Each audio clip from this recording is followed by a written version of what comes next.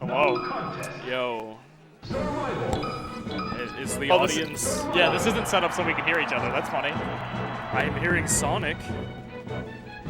I am also hearing Escape from the City. Yeah. I gotta like get close to you so I can hear you. Sonic! There we go. Oh, with no Sonic, it's a lot easier. True. Sonic. Oh wait, they're actually starting now? Yeah, so these guys don't fight an infrequent amount. You know what I mean? They play it pretty much every Indiana regional that happens. Yeah, and some weeklies. Some week, yeah, the weeklies that they both show up to. Coffee doesn't travel a lot outside of Purdue, neither does Seal travel a lot from Southside. I mean, he travels a lot. He travels a lot for regionals. Yeah, actually not to like weeklies. Tournaments, not to weeklies. Yeah, that's different. This guy's been to Chicago 1,000 times. And then he asks why he doesn't qualify for the local VR. Yeah, because it doesn't go to our weeklies. We show up to start talking shit about our top players. Yeah. Oh, I was about to say, usually this does go Coffee's way, right? I would not be wrong in saying I believe this. so. I have not seen these two actually play before. Not each other, at least. Last time I saw, I'm pretty sure Coffee took it. Doesn't mean Seal can't obviously make something happen. Yeah. If there's anyone in Indiana I'd expect to be able to take a game off of Coffee, it's definitely Seal. Seal is like the most Sheik player to ever exist. He's been playing for like 15 years or something, and it's like the most fundamental Sheik you will ever witness. He does everything the way you should. And when he doesn't, he improvises a plan out of it. Yep. The bigger difference, though, is that he is actually solid execution. Yeah. Yeah. So when you compare him to all these other Sheiks that have the same thing that don't have the execution he does, it's just like, well, you had the right idea. Yeah, you were almost there. They're all trying to meet that platonic ideal that is Seal. No one will ever do it like him. But as we're saying that, he goes down. Yeah. Yeah, Coffee ad. Oh, clanging with invincibility there. Never goes out in... Oh, man. This is the tip. This is bad. This is like the one part of the Sheik Peach matchup that's really difficult, is once you finally get in on her, you have the scary down smash waiting for you. Yep. You gotta be careful scrapping with Peach, as anybody, really. Yeah. When it comes to how you're supposed to catch Peach in this matchup, Sheik's got a lot of ways. Yeah, you can't harass with needles. Sheik's got a lot of ways for her to get in, but also it is, like everything else, an intense game of mix-ups. You can get called out pretty harshly if you start approaching the same way multiple times. Oh yeah, it's really bad for Sheik if she messes up an approach on Peach. The bigger deal is like Sheik's moves are very CCable for the most part. They don't have a ton of reach either, so she's most likely going to be within like slapping range. Yeah, they don't have the kind of disjoint that you would want. Whereas, like, Marth can kind of keep Peach constantly. Or the dares of Falco Fox. Yeah, where they can just ignore CC entirely because they feel like it. Yeah, although those come up with their own set of issues. You ever try to dare Peach's Falco when she's floating. Ah, have fun. Yeah, that's bad. Yeah, Peach is a very interesting character, one of a kind, and if she had options off of ledge, I probably wouldn't play this game anymore. Putting it politely. She's incredibly powerful when she is on stage with good stage positioning. Or good positioning, good control. The only thing she really doesn't have like a phenomenal of is approaching options. Her approach options are kind of just like float nair, float fair, throwing a turnip, dash attack on occasion. She can do some nairs, she can do some call-outs with dash attack, and if she gets a grab, she doesn't get nothing off of it. Yeah. That was crazy. The other deal about Peach is a mostly defensive characters, even though her options are quite stubby for the most part. They hurt. She's a wall. Owie. And a Peach that fully utilizes that kind of the potential of that wall. It's scary, man. They call you the Pink Floyd of commentators because you won't shut the fuck up about walls. Facts. Facts. I have terrible trauma from post-war Britain. That's what the wall's about, man. I know. I was saying. just gonna leave that one floating there for the 3 people that are actually listening. I won't let you. Okay. Well, they're going to Yoshi's now. What do you feel about that, huh? Hey, bruh. Do you feel it all? Do you have any emotions going inside of your little head? Not really. Yeah, that's fair. Yeah, I mean, Yoshi's... You're wanting the early kills, but the issue is that also, I feel like we're talking about you don't want to scrap with Peach. Yeah, we've... Okay, not to mention she has good stage control, and on a tiny stage, like, you don't got much room for error here. Yeah, that's not to say it's a bad counter pick, and he did an SDI down out of that. That's not to say it's a bad counter pick. That is just to say that you're trading off some things. Like there's not really like a good stage. Oh, that was crazy SDI. Yeah. There's not like a phenomenal stage that Sheik has in this matchup. They all have drawbacks, upsides. It really. Oh, that's a stitch. Yeah, I mean, if you go to Yoshi's, you're basically saying that you're more willing to be up front, up close, and a little scrappy. If you went to Dreamland, you're basically saying you're fine with with needle camping for the next hour. Jeez. Also, I've never seen someone so good with turnips as coffee. It's actually insane. Which was why it was way scarier to watch him play against Dreffin and lose the turnip game. Yeah, that is like insane. The only time I've ever seen Coffee like solidly lose to a Sheik was playing against Dreffin, who every single turnip was caught.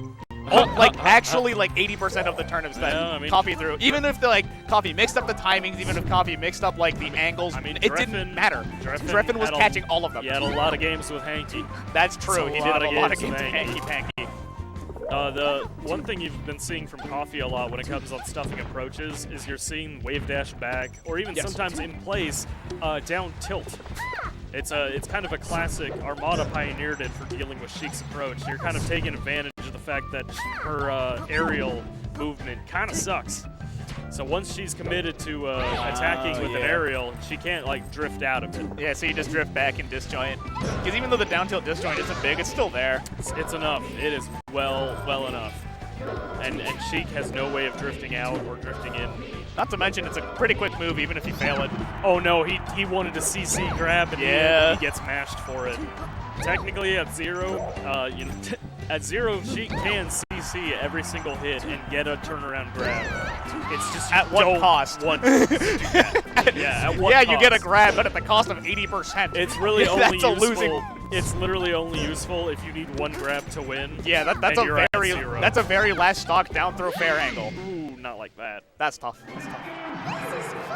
So are we going to see them go back to Yoshi's, or are we going to see him take a completely different approach? Coffee kind of cleaned house on that stage. I think I wouldn't go back. I wouldn't go back if I was Seal Eater. Okay. Yeah, that's pretty good. So the biggest thing I've noticed about these two especially is Coffee's stage control is phenomenal. And Seal is really struggling to get anything around that. These turnips are really getting in his way. Yeah, I mean, that's a huge part of any Peach matchup is how is the turnip game. How's the nips? Oh, he wanted to catch that, actually. Tried. Yeah. It's hard. The thing is that, like you were saying, Sheik has a good throw. She does. So it's a good item throw and item catch range. Yeah. Because Sheik is like kind of a thin character. Characters' item grab boxes are generally like around their head. like closer to like their shoulders, neck, that sort of thing. Gotcha. But because she's thin, she gets like a little more horizontal like space to actually catch objects. Oh, relevant to her. Yeah, like her relevant box. to her hurt box. So she's less likely to get hit by it. She just has like a little more leeway in terms of catching these things. Oh, beam sword. We had a Stitch and a beam sword on this set. And he throws it away. He says, no, fuck you guys. That was not on purpose if you looked at his face. That was definitely an accident. Well, who the hell Z-drops it like that? The stand in place Z-drop. Maybe he's just different. That's the stuff I did when I was like 8 because I thought it looked cool. It does. It does look kind of cool. It still does. It still looks kind of cool. What if he just wanted to look cool? Fuck. You would never have assumed that. I would have never thought that. It's just... Oh, no. This is... You never expect the cool guy to try to look cool, you know? It's supposed to be natural. So, like, you'll notice that when Coffee starts getting into scrap mode, Seal, smart of him, wants nothing of him. Yeah, he just instantly tries to double jump out of there. Just get me out. and on this stage, you can do that because it's got that top plat. And that's really nice versus Peach. That is the biggest thing. Anybody. That is the biggest thing Sheik wants out of any stage against Peach is a top plat. Honestly, I can't think of many characters that don't want that against Peach. True, but she gets like particularly good with these tri-plat stages. She gets a lot off those top plats. I guess Puff. Both yeah. Because she also has a hard time getting up. But at the same time, like, I mean, having a top plat in Puff Peach is like... it's irrelevant. Yeah. I love watching Coffee on the base cam, dude. He's always got such fun reactions. He's an active player, man. Coffee's like... Most people know him as like the Reddit guy. They know him as like the Reddit Peach player that's always talking about the 5 gods or something, and he's actually just like legendary shit poster. Yeah, he is in fact that dude. He knows... You'll go your whole life memeing, not knowing that you want to be Coffee SSBM. But you do. The questions that he will ask you are some of the craziest things you'll ever hear. And the crazier part is that if you ask him a similar question, he has an answer ready. Oh, yeah. He's ready for it. And not only will, like, beat you, he'll beat you in your own question. No, he's definitely the type of dude that thinks. Just let that lie. Yeah, I'm letting that one lie. Listen, like, it ain't me. You can either kill the bit right now, or we can let it die. Who said anything about a bit? We can let that one die, or we can continue going. Seal had the chance to do some Japanese DI, what we called back in the day, where you just intentionally take more hits, and it sends you back on stage. But honestly, not good. He might have just gone back off the other way. Yeah. Oh no, he knew that's. Oh no. One of the worst feelings in the world as a Sheik player when you try to get that bear to cover you and it gets called out. Yeah. Usually by a dash attack. And you feel like a moron and you know you're gonna get punished horribly. That's the worst part of getting these.